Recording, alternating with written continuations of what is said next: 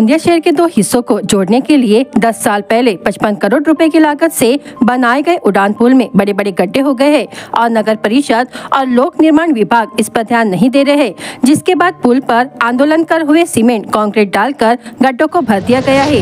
गोंदियाचे जे आजी माजी आमदार आहे ते फक्त कमिशनसाठी असे काम लोकांना कमिशनसाठी देते, मग त्याच्या पण आपल्याला हे गड्डेचा सामना करना पडते। गोंदिया विधानसभा क्षेत्रामध्ये हे पुष्कळ असे गड्डे रोड रस्ते खराब आहे।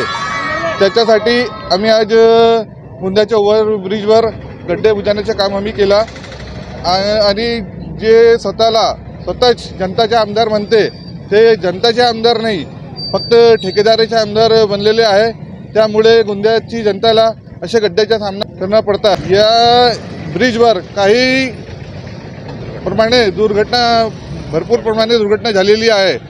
त्याचा लक्ष काढून आम्ही ते गड्डे बुजवलेले आहे। आता 4 गड्डे बुजवलेले आहे, पण आम्ही समोर जाते आणि पुष्कळ गड्डे आहे ते बुजवण्याचे काम आम्ही करतो। अगर बिलकुल प्रशासन त्याच्याकडे काही लक्ष देत नाही, पण आम्ही पूर्ण शहराचे गड्डे बुजवण्याचे काम राष्ट्रवादी काँग्रेस पक्ष शरद पवार करतील। काही निवेदन कोणाच्या दिलेला काही खात्री होत नाही, म्हणून आम्ही कोणाला काही निवेदन देणार नाही। हमें असच गड्ढे बुझाने काम करेंगे। वहीं शरद पवार गुट ने स्थानीय विधायक के खिलाफ अपना गुस्सा जाहिर करते हुए पुल पर बने गड्ढों को स्थायी रूप से भरने का अनुरोध किया है। इस आंदोलन के कारण कुछ देर के लिए यातायात बाधित भी रहा।